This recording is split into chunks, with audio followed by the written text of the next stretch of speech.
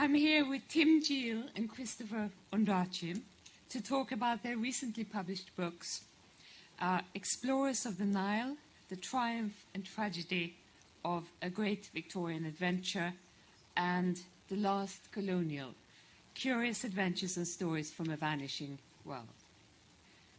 Tim Jeal has written 3 classic biographies of adventurous Victorians, Livingstone, Baden-Powell and Stanley, the last of which was named Sunday Times Biography of the Year, and in America won the National Book Critics Circle Award for Biography.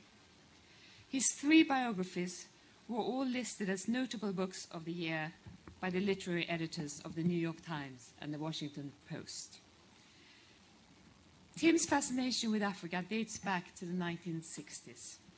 At present, he's working on a new edition of his Life of Livingstone for Yale University Press. First published 40 years ago, it has never been out of print. He wrote his Life of Stanley 35 years later because it took that long to be admitted to the massive Stanley archives in Brussels. He was the first biographer to gain access. Explorers of the Nile also contains much new research, notably concerning the enigmatic John Hanning Speke. Tim is also a novelist and a former winner of the John Llewellyn Rhys Prize. His memoir, Swimming with My Father, was shortlisted in 2004 for the Penn Ackley Prize for autobiography. He's here to talk about Explorers of the Nile, which was published last September to great critical acclaim. What made the great Victorian explorers of Africa so different from the general run of humanity? I suppose for a start, it's the likelihood that they would die in the obsessive pursuit of their never-to-be-made discoveries, never-to-be-made-again discoveries. On Mungo Park's final expedition, 90% of the 44 Europeans with him perished, and Park himself was driven at spear point from his boat and drowned. David Livingstone suffered 26 attacks of malaria on his great Trans-Africa journey, and all 5 of Stanley's white companions died on his first 2 journeys. The Arab slave trade had made Africans hostile to strangers for fairly obvious reasons, so explorers faced real danger. In East Africa, in fact, very shortly after he'd arrived, Burton had been told the story of how a young French lieutenant, a man called Maison, had recently been disemboweled and had had his genitals sliced off while he was still alive. But enough. One can see that these people were unusual. My fascination, as distinct from theirs, with Africa began in 1963 when, aged 18, I travelled alone from Egypt to South Africa at a time when the British Empire still made Africa quite safe to cross. I travelled at first by Nile steamer and then by bus and then mostly hitchhiking in lorries, trucks and cars. As whatever sturdy vehicle I happened to be in sped along, juddering in and out of potholes, it did occur to me what a very different affair African travel had been before the lorry, the Land Rover, and the great safari companies. There'd been no roads, of course, no maps, no mobile phones, no sat-nav, and because the tsetse fly killed oxen and horses, they had no choice but to walk literally thousands of miles across Africa. They might be away, too, for 3 or 4 or even 5 years. In Livingstone's case, even longer. Without beasts of burden, they required scores of porters to carry the brass wire and cloth needed to buy food and pay to pass through chiefs' territories. And if deserted by these carriers, a traveller could literally starve to death like a shipwrecked mariner. By the way, the picture, which should be behind me, yes, thank God it is, shows the problems of travel in the rainy season. Stanley used this particular one as illustration on his lectures. So why did Burton, Speke, and all the rest find Africa irresistible? Diamonds and gold hadn't yet been found in South Africa, so it wasn't wealth. Fame was important, but a longing for adventure mattered more. Through Africa, men hoped to reinvent themselves. Rich Samuel Baker had worked briefly in the city, where he'd hated the anonymity of office life and had longed to leap into the unknown as an explorer. Stanley, the workhouse boy, yearned to obliterate his unendurable past and escape the daily self he despised. Livingstone dreamed of transforming a whole continent by opening it to trade and Christianity. Discovery is mostly my mania, declared self-dramatizing Richard Burton. I asked myself why, and the only echo is, damned fool, the devil drives. And indeed, daredevilry and addiction to danger were certainly key ingredients. Explorers arriving at Zanzibar often felt sort of depressed for days as their adrenaline sank down. And because explorers suffered horribly, they were desperate to be first. There was blank space at the centre of all maps of Africa. None of the great lakes were depicted, and all the largest rivers trickled away in mysterious lines of dots. Ever since the pharaohs, people had longed to find the Nile source and learn how the river could pass through the hottest, largest desert in the world for 1,200 miles without being refreshed by a single tributary. By the middle of the 19th century, no one had come close to solving the mystery. Many had died in doing the obvious thing, which was, of course, pushing on upstream until cataracts, hostile Africans, or disease stopped them. In 1853, a young Indian Army officer, Richard Burton, a linguist, self-declared sexologist and author, had just completed the pilgrimage to Mecca, disguised as a Muslim peddler. And I really can't believe he looked like that, but there we are. Though his father was a retired colonel and he'd been born in respectable Torquay, Burton reinvented himself as Ruffian Dick, a perpetual maverick. Oh, God. I'm doing a Christopher. In Cairo, at exclusive Shepherd's Hotel, he wore his Muslim disguise and scandalized European guests by immodestly telling them he'd been on a debauch that had beaten anything in the Arabian Nights. In Egypt, a German missionary was saying he'd seen snow peaks in East Africa and had heard from Arab slavers that there were lakes near these mountains. Burton rapidly forgot about Arabia. These lakes must surely feed the Nile and be the ones mentioned by the great Ptolemy. Yep, there we are. Here's a medieval map later showing... Oh, gosh, I'm going to try the laser. Oh, yes? No, it's hitting... No, I can't do it. Anyway, here are these things here are meant for the mountains of the moon. And these two little things, the two lakes, which are the possible source of the Nile. So when anybody heard about lakes, they immediately thought about this sort of map. In April 1855, 4 Britons, including Burton and John Speke... Oh, no. There we are. And John Speke, another adventure-mad officer, were encamped by the sea in Somalia, intending to head for the lakes directly overland from the East African coast. And this was a rather novel idea. At 2 a.m., however, their camp was invaded by 200 Somalis, and 1 Brit was instantly killed. Burton's sabre was useless against javelins, so Speke had to defend the tent with his revolver. As he ducked down to get a clearer view, Burton roared, "Don't step back or they'll think we're running." Sure he'd been called a coward, Speke leapt forward and thrust his gun against the breast of a huge man and pulled the trigger. But the cylinder would not rotate. A dozen Somalis fell on him. Meanwhile, a javelin ripped through Burton's cheek, splitting his palate and smashing out 2 molars. Just then, Speke felt fingers clawing near his genitals. My hair stood on end, he remembered, and I feared unmanly mutilations. Luckily for him, they were only checking whether a dagger was hidden in his trousers. When another man plunged his spear into Speke's thigh, he reckoned his time was up and ran towards the sea. Now, can I do better this time? Oh, yes. And ran towards the sea, in his own words, like wildfire, almost naked and quite bare upon the feet. Somehow he reached the shore. Astonishingly, 3 years on, Speke and Burton chose to return to Africa, and in 1858 became the first Europeans to reach Lake Tanganyika, 750 miles from the East African coast. Briefly blinded by ophthalmia, Speke could not actually see the water, and Burton was travelling in a litter, having lost all sensation in his legs. While at the lake, an insect burrowed deep into Speke's right ear, gnawing maddeningly at his tympanum.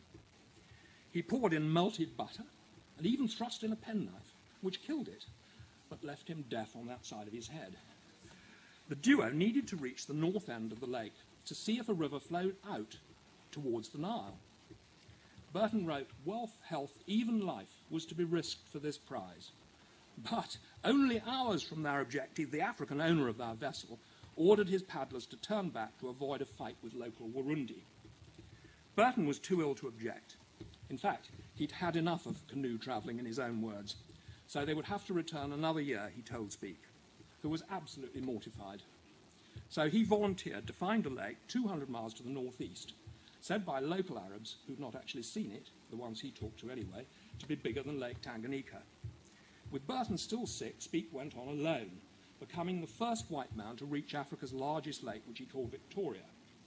Being due south of the known Nile and almost 4,000 feet above sea level, a Nile link seemed pretty likely.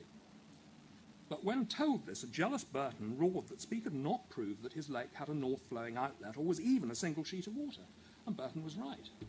But secretly, and this is the thing, Burton admitted in a letter to the Secretary of the Royal Geographical Society there are grave reasons for believing it, Speke's Lake, to be the source of the principal feeder of the White Nile. Yet in public he ridiculed Speke's claim.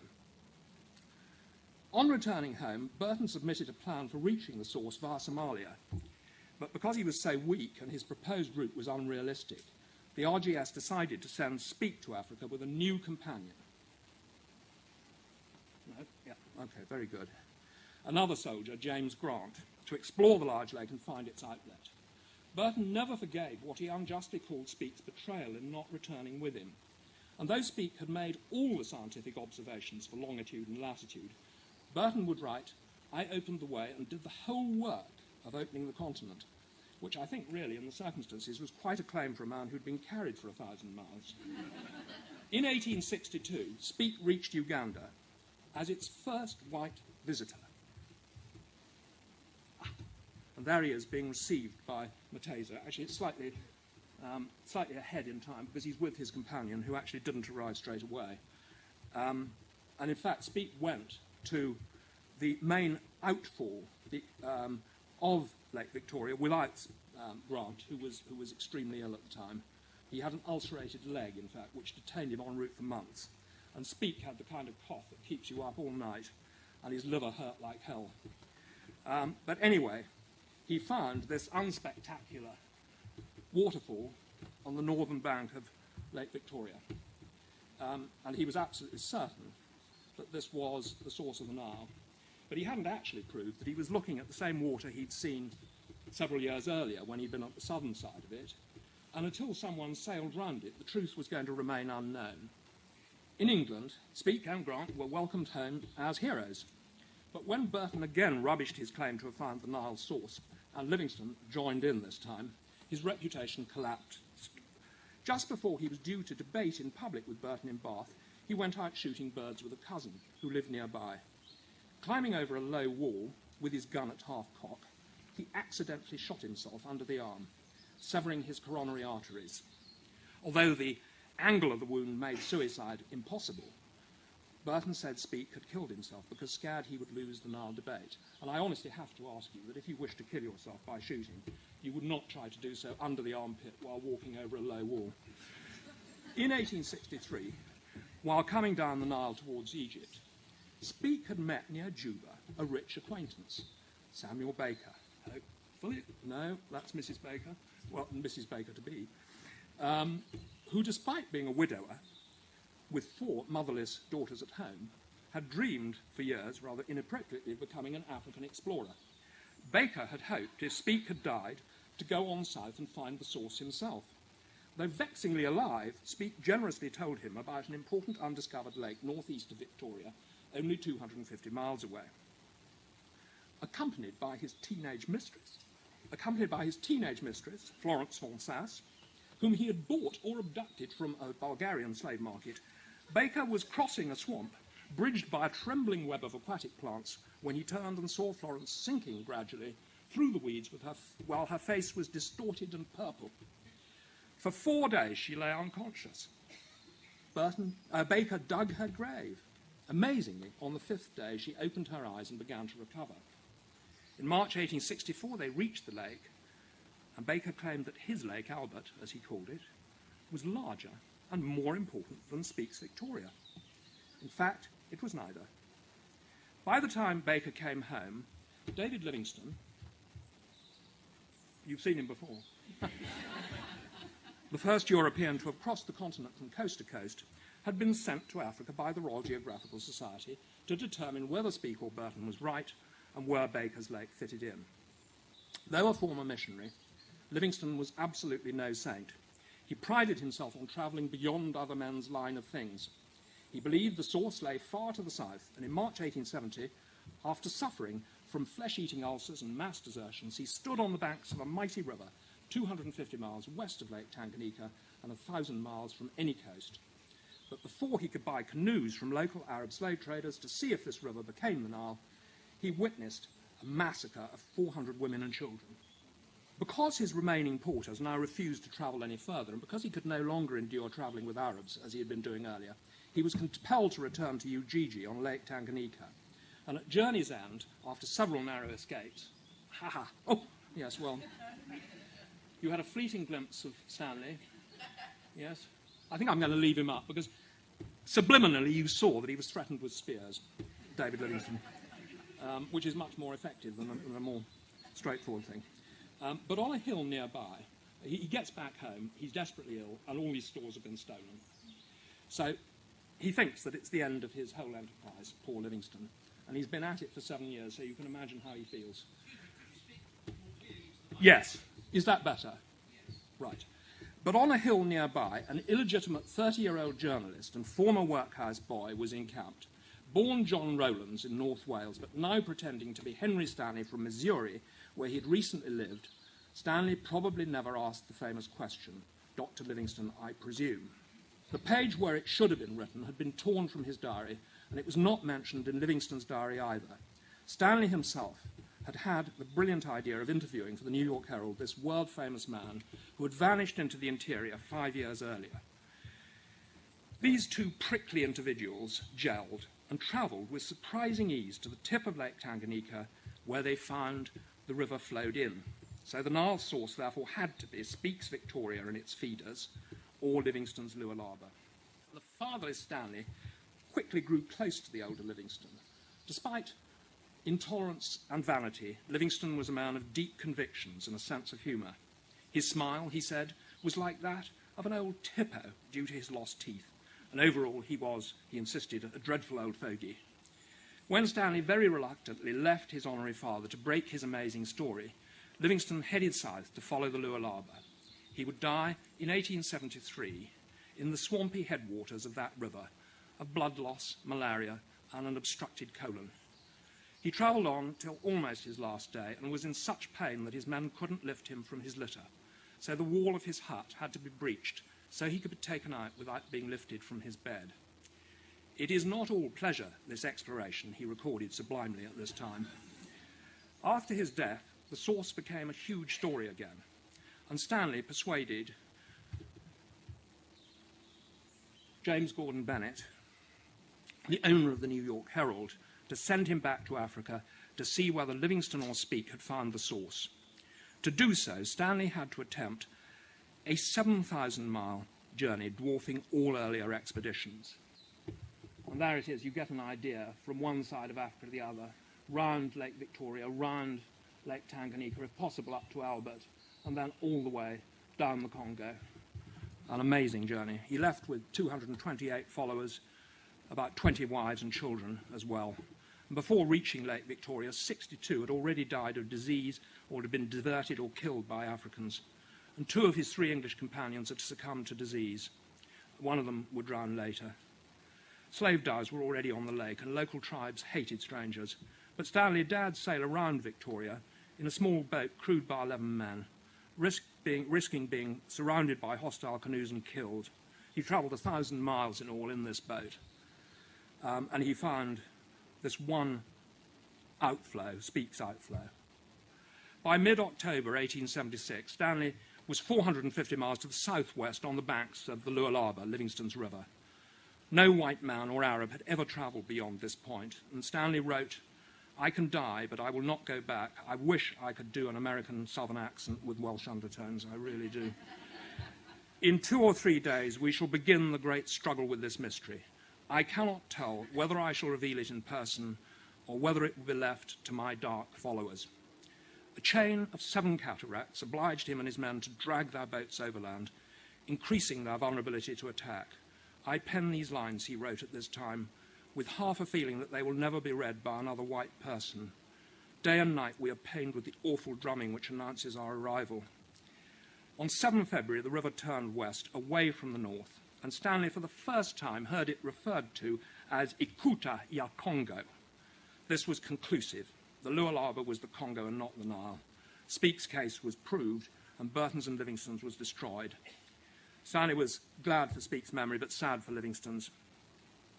Lake Victoria, the Nile's principal reservoir, the other being Albert, is fed principally by the Kagera River, which rises in Burundi, and can therefore be seen as the Nile's ultimate source. I expect you've seen Miss Lumley up there with a nice young man.